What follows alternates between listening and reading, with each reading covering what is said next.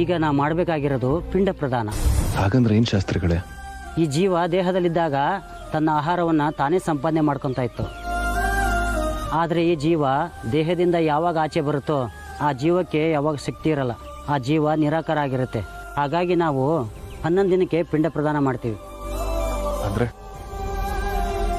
ನನ್ನ ತಮ್ಮನಿಗೆ ಊಟ ಮಾಡಿಸಿದಾಗ? ಖಂಡಿತ ಹೌದು ವೇದಾಂತವ್ರೆ. ಶ್ರದ್ಧೆಯಿಂದ ಪ್ರೀತಿಯಿಂದ ಮಾಡಿದರೆ ಹಸಿವಾಗಿರೋ ನಿಮ್ಮ ತಮ್ಮನಿಗೆ ಆತ್ಮಕ್ಕೆ ಶಾಂತಿ ಸಿಗುತ್ತೆ, ಅವನಿಗೆ ಸದ್ಗತಿ ದೊರಕುತ್ತೆ, ಜೊತೆಗೆ ಅವನ ಆತ್ಮಕ್ಕೆ ನೆಮ್ಮದಿ ಸಿಗುತ್ತೆ. ವರ್ಷಕ್ಕೊಮ್ಮೆ ಶ್ರಾದ್ದ ಮಾಡೋದು ಅವನ ಆತ್ಮಕ್ಕೆ ಶಾಂತಿ ಸಿಗಲಿ ಅಂತ.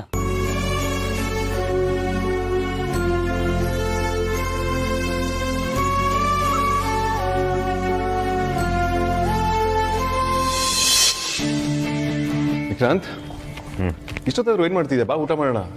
ಅಗ್ರಜ, ಕೆಲಸ ತುಂಬ ಪೆಂಡಿಂಗ್ ಇದೆ, ನೀವು ಊಟ ಮಾಡ್ಕೊಳ್ಳಿ.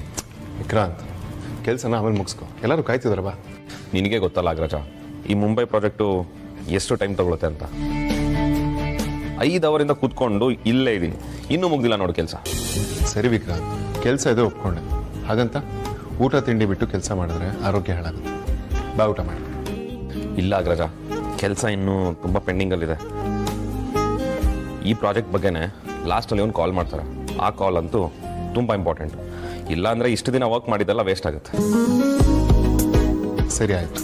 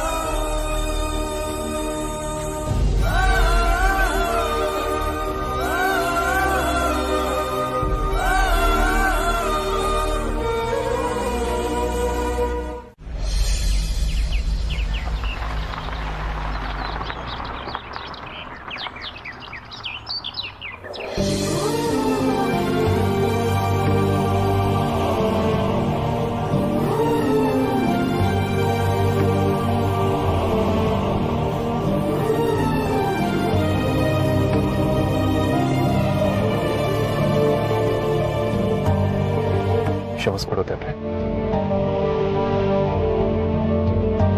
ಪುರೋಹಿತರು ಬಸ್ಮನ ಮನೆಗೆ ತಗೊಂಡು ಹೋಗ್ಬಿಡಿ ಅಂತ ಹೇಳಿದ್ರು.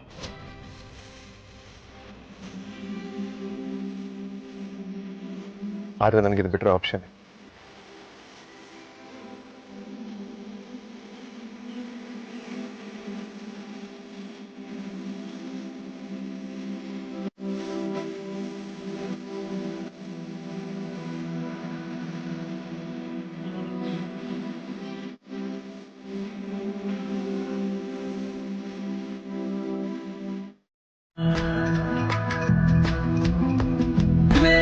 ಸಮರವೇ ಆಟಗಳು, ಭ್ರಾಂತಿ ಭೀತಿಯ ಪಾಠಗಳು, ಕವಿದಿವೆ ಕತ್ತಲೆ ಕೂಟಗಳು, ನಿಲ್ಲದು ಕಾಲದ ಓಟಗಳು.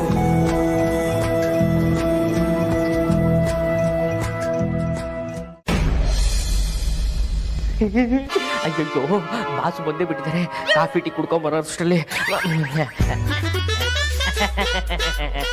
ಬಾಸ್ ಎಲ್ಲಿ ಬೆಳಗ್ಗೆ ಕಾಣೆ ಆಗ್ಬಿಟ್ಟಿದ್ರಿ? ನಾನು ಟಿವಿ ನ್ಯೂಸ್ ಚಾನಲ್ಗೆ ಆ್ಯಡ್ ಕೊಡೋಣ ಅಂತ ಇದ್ದೆ. ನಮ್ಮ ಬಾಸು ಕಾಣೆ ಆಗ್ಬಿಟ್ಟಿದ್ದಾರೆ. ವೇದಾಂತ್ ವಸಿಷ್ಠ, ಗೋಧಿ ಮೈ ಬಣ್ಣ, ಅಸಾಧಾರಣ ಮೈಕಟ್ಟು ಅಂತ. ಅಲ್ಲ, ಸಾಧಾರಣ ಮೈಕಟ್ಟು ಅಂತ.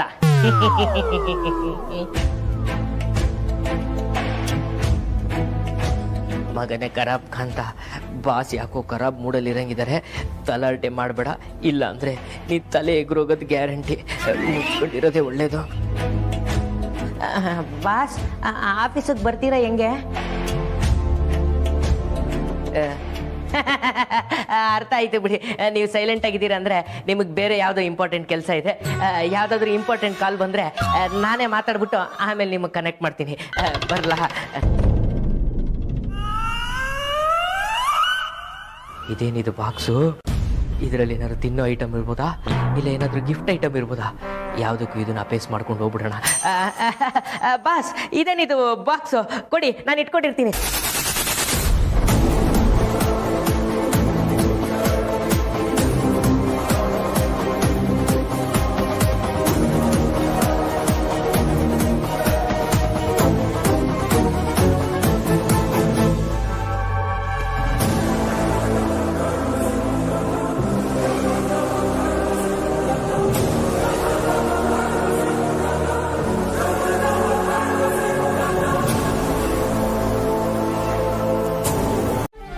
ರೀ, ಬೆಳಗ್ಗೆ ಮಾಡಿಕೊಟ್ಟಿದ್ದ ಕಾಫಿ ತುಂಬ ಚೆನ್ನಾಗಿತ್ತು.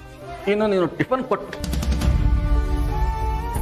ಇದೇನು ಪರಿ, ಇವಾಗ ತರಕಾರಿ ಎಷ್ತಾ ಇದೆಯಾ? ನೀನು ಟಿಫನ್ ಮಾಡ್ಕೊಡೋದು ಯಾವಾಗ? ಮಿಸ್ಸಸ್ ಪರಿಮಳ ಮಂಜುನಾಥ್ ಅವರೇ, ನೀವು ನಳಪಾಕ ಇಳಿಸೋದು ಯಾವಾಗ? ನಾವು ಅದನ್ನ ಸೇವಿಸುವುದು ಯಾವಾಗ? ಸೇವಿಸಿದ ನಂತರ ನಾವು ಆಫೀಸಿಗೆ ಪ್ರಯಾಣ ಬೆಳೆಸುವುದು ಯಾವಾಗ? ಅಯ್ಯ, ಏನು ಗಂಡಸ್ರಿ ನೀವುಗಳೆಲ್ಲ, ಒಂದು ನಯಾ ಪೈಸೆ ಸೂಕ್ಷ್ಮ ಇಲ್ಲ. ಅಲ್ಲಿ ಮಗಳು ಬೇಜಾರು ಮಾಡ್ಕೊಂಡು ಕೂತಿದ್ದಾಳೆ, ನಿಮಗೆ ತಿಂಡಿ ಚಿಂತೆನಾ? ಯಾಕೆ, ಏನಾಯ್ತು? ಆರ್ತಿ ಯಾಕೆ ಬೇಜಾರು ಮಾಡ್ಕೊಂಡಿದ್ದಾಳೆ? ಪಾಪ ವಿಕ್ಕಿ ಫೋನ್ ಮಾಡಿಲ್ಲ ಅಂತ ಬೇಜಾರು ಮಾಡ್ಕೊಂಡು ಕೂತಿದ್ದಾಳೆ. ನಮ್ಮ ವಿಕ್ರಾಂತ ಹಾಗಲ್ವಲ್ಲ, ಅವ್ನು ಯಾವಾಗಲೂ ಫೋನ್ ಮಾಡ್ತಾನೆ ಇರ್ತಾನೆ. ಅವನು ಯಾಕೆ ಈ ಥರ ಮಾಡ್ತಿದ್ದಾನೋ ಗೊತ್ತಾಗ್ತಾ ಇಲ್ಲ. ದಿವ್ಸಕ್ಕೆ 10 ಸಲ ಫೋನ್ ಮಾಡೋನು ಈ 2 ದಿನದಲ್ಲಿ ಒಂದು ಫೋನು ಮಾಡಿಲ್ಲ. ಅಲ್ಲ ರೀ, ಅವಳ ಮುಖದಲ್ಲಿ ಏನೋ ಒಂದು ಬೇಜಾರು, ಎಲ್ಲೋ ಕಳೆದು ಹೋಗಿರ್ತಾಳೆ. ನಮಗೆ ತೋರಿಸ್ಕೊಳ್ದೇ ಇರಬಹುದು, ಆದರೆ ಮುಖ ಸಪ್ಪಗೆ ಮಾಡ್ಕೊಂಡು ಕೂತಿರ್ತಾಳೆ. ತುಂಬಿದ ಗರ್ಭಿಣಿ ಈ ಟೈಮಲ್ಲಿ ಹೇಗಿರಬೇಕು? ಮೈಸೂರು ಅರಮನೆಗೆ ದೀಪದ ಅಲಂಕಾರ ಮಾಡಿದರೆ ಹೊಳಿತಾ ಇರುತ್ತಲ್ಲ, ಹಾಗಿರಬೇಕು. ಆದರೆ ಅವಳ ಮುಖದಲ್ಲಿ ಆ ಕಳೆನೇ ಇಲ್ಲ. ಈ ಟೈಮಲ್ಲಿ ಈ ಥರ ಇದ್ದರೆ ಹೇಗೆ ಹೇಳಿ? ಸರಿ, ನೀನು ಅಡುಗೆ ಮುಂದುವರಿಸು, ನಾನು ಮಾತಾಡ್ತೀನಿ.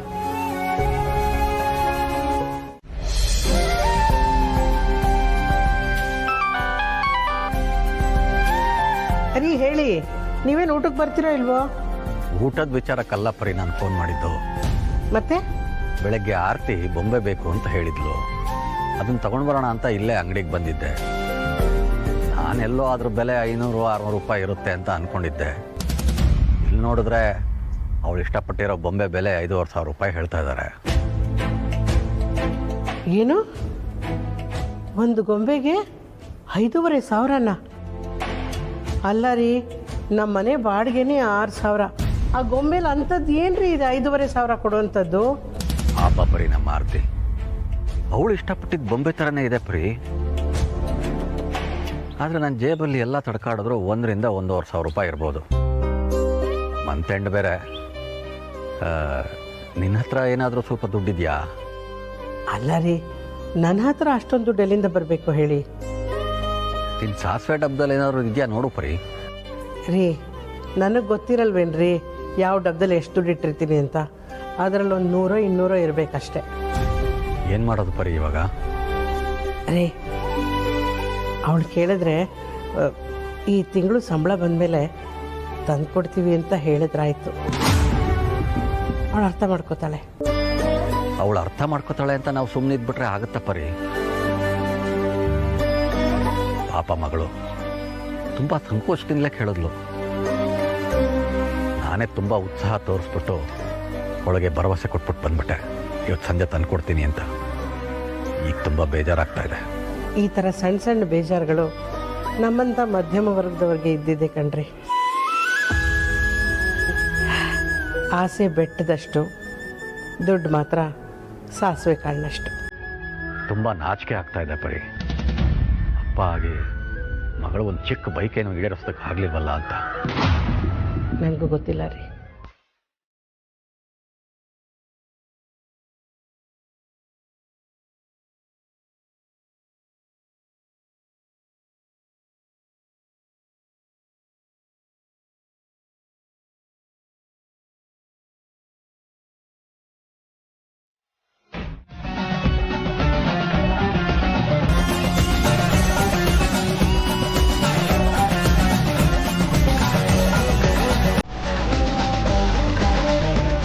ಪರ್ಮಿಷನ್ ಇದೆ ನನ್ನ ವಸ್ತುಗಳನ್ನ ಮುಟ್ಟೋದಕ್ಕೆ ನಿಮ್ಗೆ ಯಾರು ಹೇಳಿದ್ದು?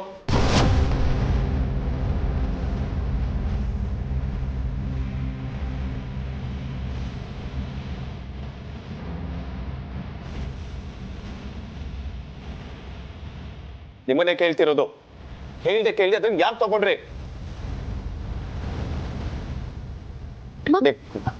ವೇದಾಂತ್ ಏನಾಯ್ತು? ಯಾಕೆ ಅಮ್ಮನ ಮೇಲೆ ಕೂಗಾಡ್ತಿದ್ಯಾ?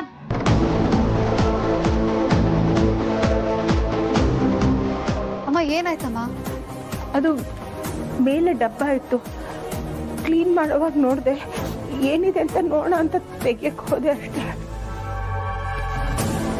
ಯಾವ್ದೋ ಅದನ್ನೇ ಯಾಕೆ ನೋಡ್ಬೇಕಿತ್ತು?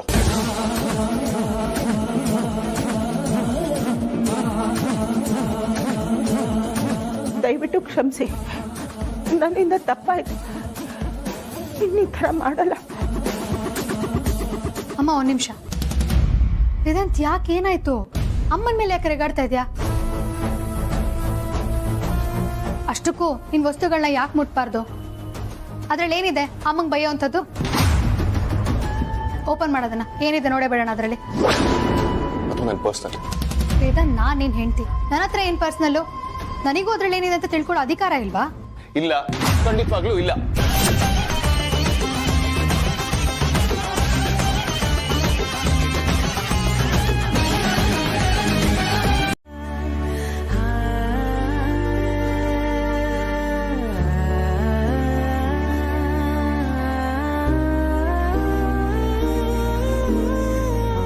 ಆರ್ತಿಯಲ್ಲಿ ಇಷ್ಟೊತ್ತು ಮಲಗಿದ್ಲು, ಈಗ ಎದ್ದಿದ್ದಾಳೆ. ಗೊಂಬೆ ಬಗ್ಗೆ ಏನಾದರೂ ಕೇಳಿದ್ಲಾ? ಪಾಪರೇ, ಏನು ಕೇಳಲಿಲ್ಲ. ಮಗಳು ತುಂಬಿದ ಬಸ್ರಿ, ಅವಳು ಬಸ್ರಿ ಬೈಕ್ ಏನೋ ತೀರ್ಸೋದಕ್ಕಾಗಲಿಲ್ಲ. ರೀ, ನಮ್ಮ ಮಗಳು ಇವತ್ತೇ ಬೇಕು ಅಂತೇನು ಕೇಳಲಿಲ್ಲ. ಸಂಬಳ ಬರುತ್ತಲ್ಲ, ಆಗ ತಂದ್ಕೊಟ್ರಾಯ್ತು ಬಿಡಿ. ಅದಕ್ಕೆ ಯಾಕ್ರಿ ಇಷ್ಟೊಂದು ಬೇಜಾರು ಮಾಡ್ಕೋತಾ ಇದ್ದೀರಾ? ನಾನೇ ಬೆಳಗ್ಗೆ ತುಂಬ ಉತ್ಸಾಹದಿಂದ ಸಂಜೆ ಆಫೀಸ್ನಿಂದ ಮನೆಗೆ ಬರ್ತಾ ತಂದು ಕೊಡ್ತೀನಿ ಅಂತ ಹೇಳಿಬಿಟ್ಟೆ. ಈಗ ಅವಳು ಬಂದು ಗೊಂಬೆಯಲ್ಲಿ ಅಂತ ಕೇಳಿದ್ರೆ ನನಗೆ ಅವಮಾನ ಆಗಲ್ವಾ?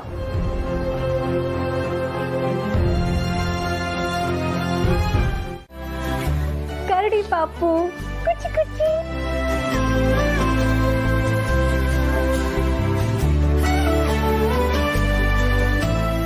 ಅಂಜು, ಯಾರ್ ತಂದಿದ್ದು? ಅಪ್ಪನಾ? ಹಾ ಅಕ್ಕ, ಅಪ್ಪನೇ.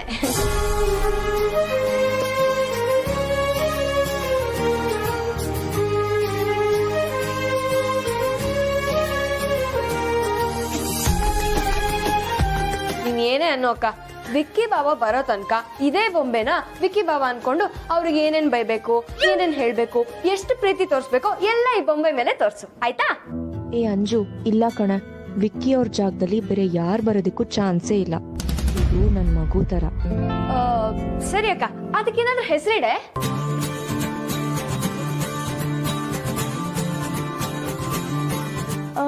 ಮುದ್ದುಗುಮ್ಮ. ತುಂಬಾ ಓಲ್ಡ್ ಫ್ಯಾಷನ್ ಅಕ್ಕ. ಕೋತಿಮರಿ. ನೀನದು. ಹಾ, ಕರಡಿ ಮರಿ. ಏನಕ್ಕ ನೀನು ಬರೀ ಬೋರಿಂಗ್ ಹೆಸರು ಇಡ್ತಿದ್ಯಾ? ಅದೇ ಇಂಗ್ಲಿಷ್ ಅಲ್ಲಿ ಟೆಡಿ ಬೇರ್ ಅಂದ್ರೆ ಸುಮ್ನಿರ್ತೀರಾ? ಅದೇ ನನ್ ಪ್ರೀತಿಯಿಂದ ಕನ್ನಡದಲ್ಲಿ ಕರಡಿ ಮರಿ ಅಂತ ಹೇಳಿದ್ರೆ ತಪ್ಪಾಗತ್ತಾ? ನೀನಲ್ಲಮ್ಮ ನನ್ ಮಾತ್ ಕೇಳ್ತೀಯಾ? ದೊಡ್ಡವ್ರು ಹೇಳ್ದಂಗೆ ನಡಿಲಿ ಬಿಡು. ಶುರು ಆಗ್ಲಿ ವಿಕ್ಕಿ ಬಾವನ್ ಗುಣಗಾನ. ಕರಡಿ ಪಾಪು ಕುಚ್ಚು ಕುಚ್ಚು.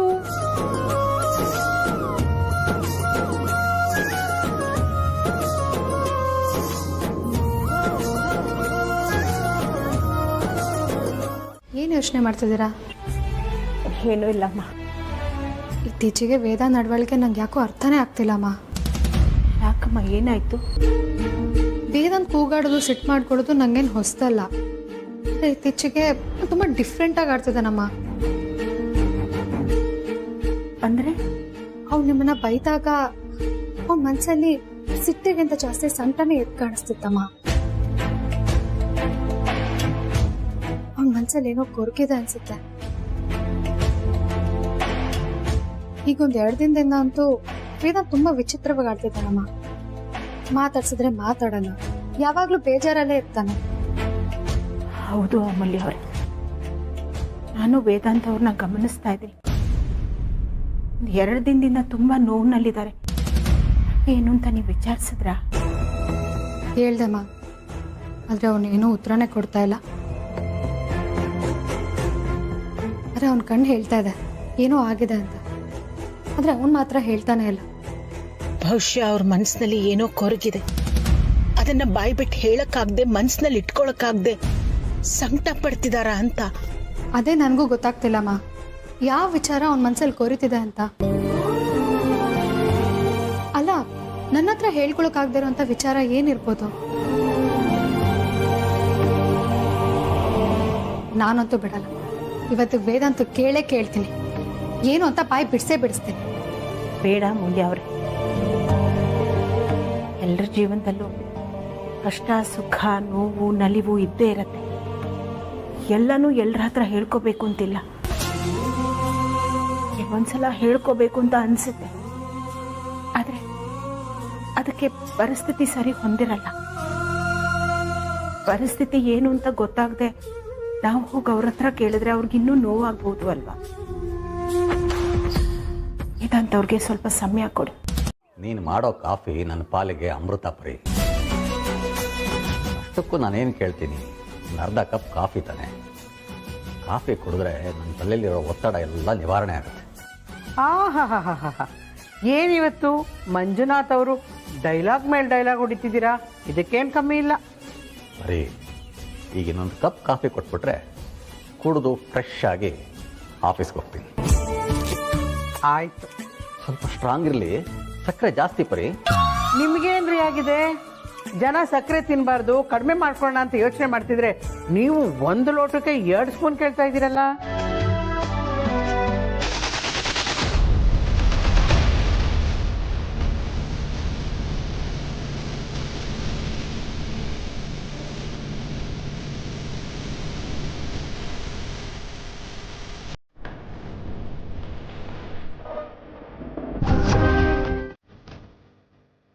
ಮಂಜು, ತೇಜಸ್ ಎಲ್ಲಿ ಅಂತ? ಸರ್, ಇವ್ರ ತಮ್ಮ ಎಲ್ಲಿ ಅಂತ ನನಗೆ ನಿಜವಾಗ್ಲೂ ಗೊತ್ತಿಲ್ಲ ಸರ್. ಗೊತ್ತಿಲ್ಲದೆ ಇರೋ ವಿಚಾರನ ನಾನು ಹೇಗೆ ಹೇಳೋಕ್ಕಾಗತ್ತೆ? ನೋಡಿ, ಮಿಡ್ಲ್ ಕ್ಲಾಸ್ ಫ್ಯಾಮಿಲಿ, ಮರ್ಯಾದಿ ಗಂಜೋರು ಅಂತ ತುಂಬಾ ಸೈಲೆಂಟ್ ಆಗಿ ಕೇಳ್ತಾ ಇದ್ದೀನಿ.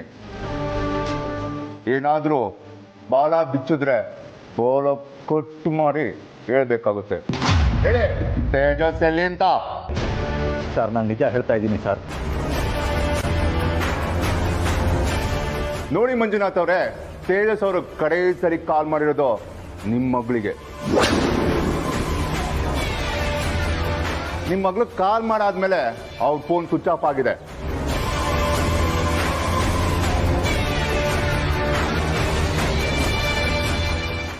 ಅವತ್ತಿಂದ ಇಲ್ಲಿನ ತನಕ ತೇಜಸ್ ಕಾಣಿಸ್ತಾ ಇಲ್ಲ. ಅವನ್ ಕಾಣೆ ಆಗಿ 10 ದಿವಸದ ಮೇಲಾಯ್ತು. ಅವ್ರು ಕಾಣೆ ಹಾಕಿನ ಮುಂಚೆ ದಿನ 25 ಸಲ ನಿಮ್ಮ ಮಗಳಿಗೆ ಕಾಲ್ ಮಾಡಿರೋದು.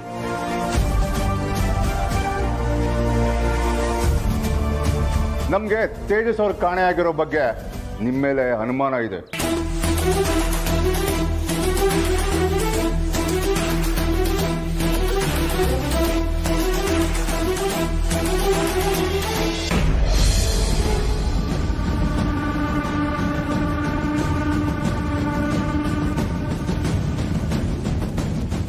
ಹೇಳಿ ಮಂಜು ಅವರೇ, ತೇಜಸ್ ಎಲ್ಲಿ ಅಂತ? ಸರ್, ತೇಜಸ್ ಎಲ್ಲಿದ್ದಾನೆ ಅಂತ ನನಗೆ ನಿಜವಾಗ್ಲೂ ಗೊತ್ತಿಲ್ಲ. ನೋಡಿ ಸರ್, ಆ ತೇಜಸ್ಸು ನನ್ನ ಮಗಳು ಅದಿತಿ ಹಿಂದೆ ಬಿದ್ದಿದ್ದ. ಅವಳನ್ನ ಆತನಿಗೆ ಮದುವೆ ಮಾಡಿಕೊಡಿ ಅಂತ ನಮಗೆ ಒತ್ತಾಯ ಮಾಡ್ತಾ ಇದ್ದ. ಆದರೆ ಅವನ ನಡತೆ ಸರಿ ಇರಲಿಲ್ಲ. ಅದಕ್ಕೆ ನಮ್ಮ ಕುಟುಂಬದವ್ರಿಗೆ ಯಾರಿಗೂ ಅವನಿಗೆ ನಮ್ಮ ಮಗಳನ್ನು ಕೊಡೋದಕ್ಕೆ ಇಷ್ಟ ಇರಲಿಲ್ಲ.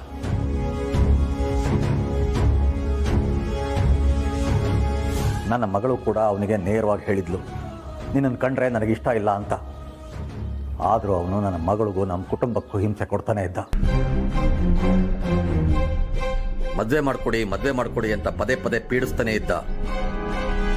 ನನ್ನ ಮಗಳು ಮದುವೆ ದಿವಸನೂ ಅವನು ಫೋನ್ ಮಾಡಿ ಮದುವೆ ಮಾಡಿಕೊಡಿ ಅಂತ ಪೀಡಿಸ್ತಾನೆ ಇದ್ದ. ನಾನು ಆಗಲ್ಲಪ್ಪ ಅಂತ ಹೇಳಿ ಫೋನ್ ಕಟ್ ಮಾಡಿದ್ದೆ. ಅಷ್ಟೇ ಸರ್ ನನಗೆ ಗೊತ್ತಿರೋದು.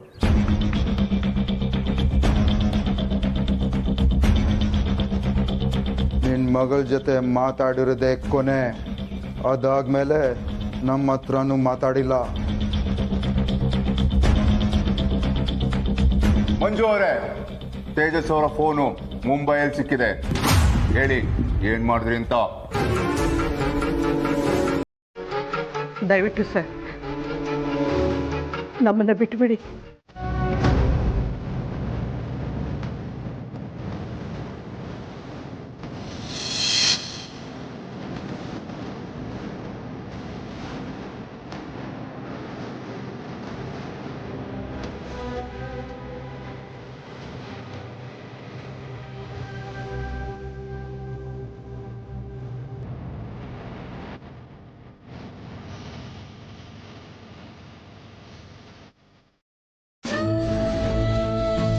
ಸಾರಿ ಅಗ್ರಜ, ನಾನು ಹೋಗಲೇಬೇಕು.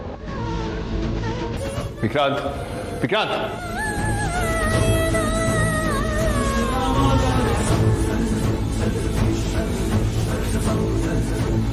ಸಾರಿ ಮಿಸ್ಟರ್ ವೇದಾಂತ್, ನಿಮ್ಮ ತಮ್ಮ ಆಕ್ಸಿಡೆಂಟಲ್ಲಿ ತೀರೋಗಿದ್ದಾರೆ.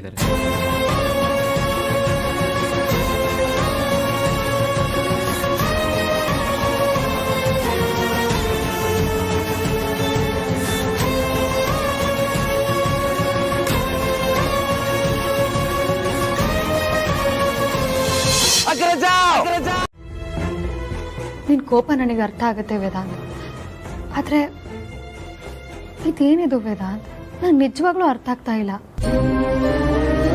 ನೋಡು, ನಿನ್ನ ಹತ್ರ ಎಲ್ಲ ಶೇರ್ ಮಾಡ್ಕೊಳ್ತೀಯ ಅಲ್ವಾ? ಏನಾಗ್ತಿದೆ ಅಂತ ನನ್ನ ಹತ್ರ ಶೇರ್ ಮಾಡ್ಕೋ ವೇದಾಂತ್. ಏನ್ ಕಾಡ್ತಿದೆ ನಿನ್ ಮನ್ಸೊಳಗೆ?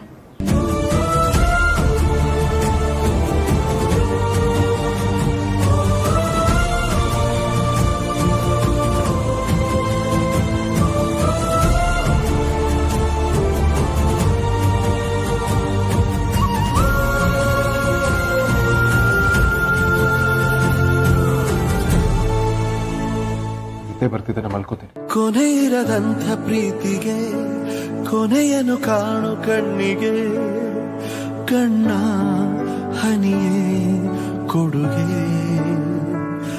ಭರವಸೆಯನ್ನು ಕಾಣದ ಬಾಳನು ಬಾಳಬೇಕಿದೆ, ಬೆಳಕೆ ಇರದೆ ಬದುಕೆ. ಮುಗಿಲ ಸೇರಲು ಹನಿಯೂ ಹೊರಟಿದೆ. ಕೊಡೋಣ ಮತ್ತು ಕೊಡಣ್ಣ ನಡುವೆ ನಾವೊತ್ತು ಮಾತ್ರ ವ್ಯತ್ಯಾಸ. ಅದನ್ನು ಕೇಳಿಸ್ಕೊಳ್ಳೋದಕ್ಕೆ ಬುದ್ಧಿ ಚುರುಕಾಗಿರ್ಬೇಕು, ಕಿವಿಯಲ್ಲ. ಏನೆಲ್ಲ ತರಲೆ ಬರೀತಾರಪ್ಪ ಶುಭಾಷಿತದ ಹೆಸರಲ್ಲಿ. ಯಾರಿವನು?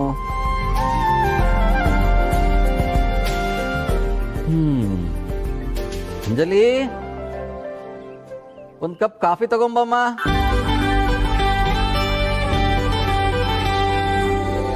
ಅಂಜು, ಒಂದು ಕಪ್ ಕಾಫಿ ತಗೊಂಬರೋದಕ್ಕೆ ಹೇಳ್ದೆ.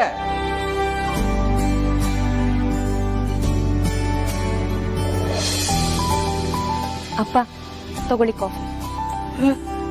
ನೀನ್ ಯಾಕಮ್ಮ ಕಾಫಿ ತರೋದಕ್ಕೆ ಹೋದೆ? ಸುಮ್ಮನೆ ಆಯಾಸ ಮಾಡ್ಕೊಂಡೆ. ನಾನು ಅಂಜುಗಲ್ವಾ ಕಾಫಿ ತರಕ್ಕೆ ಹೇಳಿದ್ದು? ಅಂಜು ಇನ್ನೂ ಎದ್ದಿಲ್ಲ ಅಪ್ಪ. ಏನು, ಎದ್ದಿಲ್ವಾ? ಇಷ್ಟೊತ್ತಿಗಾಗಲೇ ಕುಡಿದು ಕುಪ್ಪಳಿಸಿ ಕಾಲೇಜಿಗೆ ರೆಡಿ ಆಗಿರ್ತಿದ್ಲಲ್ಲ, ಯಾಕೆ ಎದ್ದಿಲ್ಲ? ಅಪ್ಪ, ಅವಳಿಗೆ ಜ್ವರ ಬಂದಿದೆ. ಏನು, ಜ್ವರ ಬಂದಿದ್ಯಾ?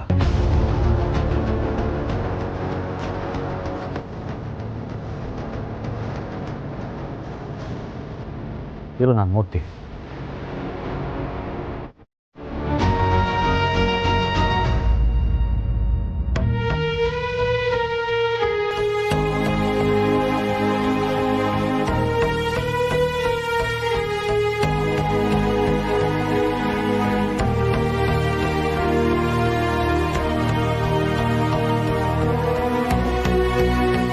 ಹೇಗಿದ್ದಾಳೆ? ಸ್ವಲ್ಪ ಜ್ವರ ಕಮ್ಮಿ ಆಗಿದೆ. ಆರ್ತಿ ಹೇಳಿದ್ಲು ನೀನು ನಿನ್ನೆ ರಾತ್ರಿಯಿಂದ ನಿದ್ದೆ ಮಾಡಿಲ್ಲ ಅಂತ. ಹೋಗಿ ಸ್ವಲ್ಪ ರೆಸ್ಟ್ ಮಾಡು. ಪರವಾಗಿಲ್ಲ, ಹೋಗಿ ರೆಸ್ಟ್ ಮಾಡು ಅನ್ನಲ್ಲ.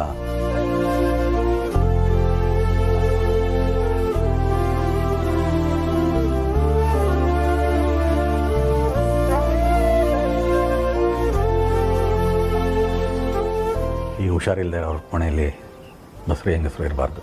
ನೀನು ಹೋಗು. ಸರಿ ಅಪ್ಪ.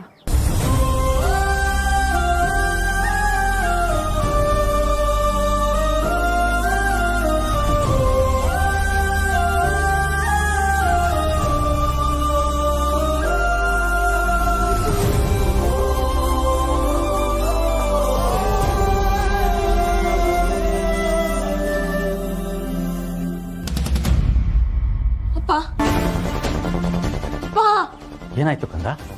ಯಾಕಿಷ್ಟು ಗಾಬರಿ ಆಗಿದ್ಯಾ? ಪೊಲೀಸ್ನವರು ನಿನ್ನ ಅರೆಸ್ಟ್ ಮಾಡ್ಕೊಂಡು ಹೋಗ್ತಾರಾ? ನಿನ್ನ ಜೈಲಿಗೆ ಹಾಕ್ತಾರ ಅಪ್ಪ? ಆ ವಿಷಯ ಏನಾದ್ರು ಅಮ್ಮ ಅಕ್ಕನ್ ಗೊತ್ತಾದ್ರೆ ಏನ್ ಮಾಡೋದಪ್ಪ? ನಂಗೆ ತುಂಬಾ ಭಯ ಆಗ್ತಿದೆ ಅಪ್ಪ. ಅದೇನೂ ಆಗಲ್ಲ ಕಂದ. ಪೊಲೀಸ್ನವ್ರಿಗೆ ಯಾವ ವಿಷಯನೂ ಗೊತ್ತಿಲ್ಲ. ಅವರು ಸುಮ್ಮನೆ ಅನುಮಾನದ ಮೇಲೆ ನಮ್ಮ ಮನೆ ತನಕ ಬಂದಿದ್ದಾರೆ. ಅವರೇ ಹೇಳಿದ್ರಲ್ಲ, ಆ ಫೋನ್ನಲ್ಲಿ ಅದಿತಿ ನಂಬರ್ ಇತ್ತು, ಅದಕ್ಕೆ ಬಂದ್ವಿ ಅಂತ. ನೀನೇನು ಯೋಚನೆ ಮಾಡಬೇಡ. ಈ ಸತ್ಯ ಯಾವತ್ತೂ ಹೊರಗೆ ಬರೋದಿಲ್ಲ. ಅಪ್ಪ, ನಾವು ತಪ್ಪು ಮಾಡಿದೀವ? ಇಲ್ಲ ಕಂದ, ನಾವು ಮಾಡಿರೋದು ಕೊಲೆ ಅಲ್ಲ, ಸಂಹಾರ. ನಮ್ಮ ಅಸಹಾಯಕತೆ ನಮ್ಮ ಕೈಯಿಂದ ಅದನ್ನು ಮಾಡಿಸಿದೆ. ಅದರಲ್ಲಿ ನಮ್ಮ ಎಳ್ಳಷ್ಟು ತಪ್ಪಿಲ್ಲ. ನೀನು ಸಮಾಧಾನ. ಅದೇ ಭಾವ, ನೀವು ಫೋನಲ್ಲಿ ಮಾತಾಡ್ತಿದ್ರಲ್ಲ, ಅವಾಗಲೇ ಬಂದೆ. ಯಾರು? ವಿಕ್ಕಿ ಅವರಾ? ಅದು ಮಧುಸೂದನ್ ಅಂತ ದುಬೈಲಿ ಕೆಲಸ ಮಾಡ್ತಾರೆ. ಈ ಬೇಸಿಕಲಿ ಸ್ಟಾರ್ಟಪ್ಸ್ಗಳಿಗೆ ಫಂಡಿಂಗ್ ಮಾಡ್ತಾರೆ. ವಿಕ್ರಾಂತ್ ಅವ್ರನ್ನ ಮೀಟ್ ಮಾಡೋದಕ್ಕೆ ಹೋಗಿರೋದು. ಅವ್ರಿಗೆ ಚೆನ್ನಾಗಿ ಬೈತಿದೆ. ಯಾವಾಗ ಬರ್ತಾರಂತೆ ವಿಕ್ಕಿ ಅವರು? ಏನೇನು ಸೈನ್ ಆಗ್ತಿದ್ದ ಹಾಗೆ ಬಂದ್ಬಿಡ್ತಾನೆ. ಯಾವಾಗ ಸೈನ್ ಆಗುತ್ತಂತೆ?